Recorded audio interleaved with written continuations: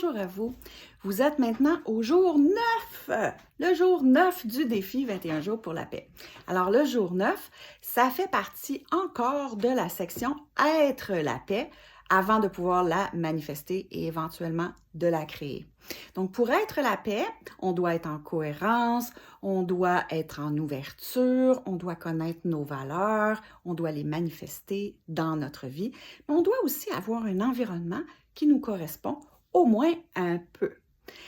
Le défi d'aujourd'hui, du jour 9, c'est de mettre un premier geste pour une initiative locale de paix.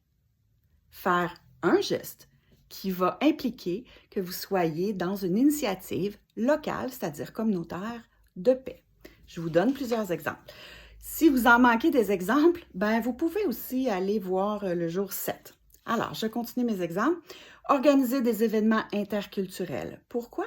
Pour encourager le dialogue entre les communautés. Ça réduit les préjugés, ça augmente la paix. Éduquer à la paix nos jeunes. On en avait déjà parlé de ça, transmettre la paix. Mais c'est par rapport à la paix, mais par rapport aux valeurs de paix, de respect, d'empathie, mais aussi leur donner des outils pour la résolution des conflits.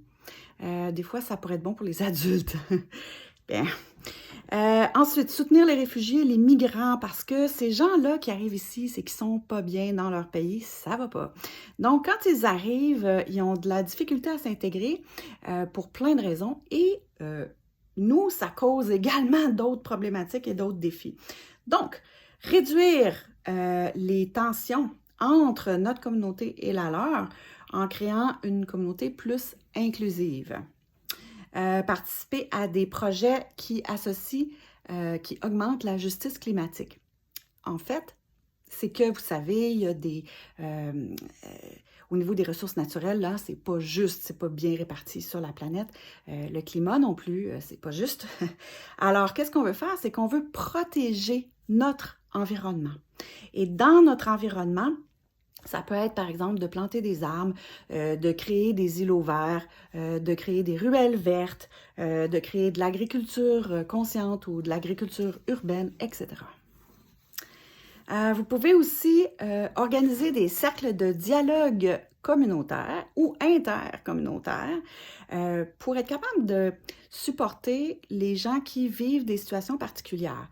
Par exemple, les familles avec des jeunes enfants, les familles avec des enfants handicapés, les personnes âgées qui sont seules ou les endroits où il y a des conflits. Et on peut aussi soutenir des organisations, tout simplement, avec des actions locales. Donc, promouvoir les organisations auxquelles vous croyez. Puis, il y en a plein, des organisations. Il y en a. Puis, ils ont toutes sortes de créneaux. Alors, prenez un créneau qui vous intéresse. Puis, si vous ne savez pas exactement ce que vous pouvez faire pour eux, appelez-les. Eux, ils vont vous le dire. Ils en ont besoin, des gens. Promouvoir l'égalité entre les hommes et les femmes. Oui, il y a beaucoup d'inégalités. Souvent, ce sont les femmes qui sont victimes. Donc, les soutenir les femmes entrepreneurs, les femmes battues. Aussi, créer des groupes de soutien, par exemple, par rapport aux jeunes femmes qui ont leurs premières règles, etc. Créer des réseaux de solidarité. Les communautés sont unies et ils deviennent donc plus résistantes aux divisions et ouvertes à la collaboration.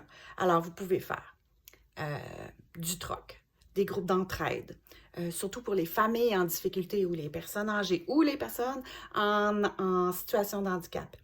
Vous pouvez aussi mettre des programmes de mentorat pour les étudiants ou entre les générations ou des programmes de mentorat entre les cultures.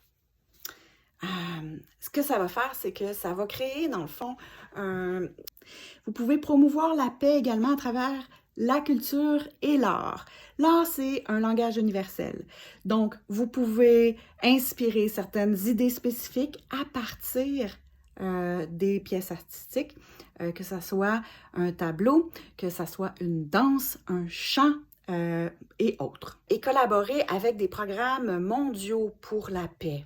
Donc, vos initiatives locales peuvent se retrouver sur un tableau beaucoup plus grand, c'est-à-dire mondial. En général, on utilise pour ça les grandes ONG, mais ce n'est pas nécessaire.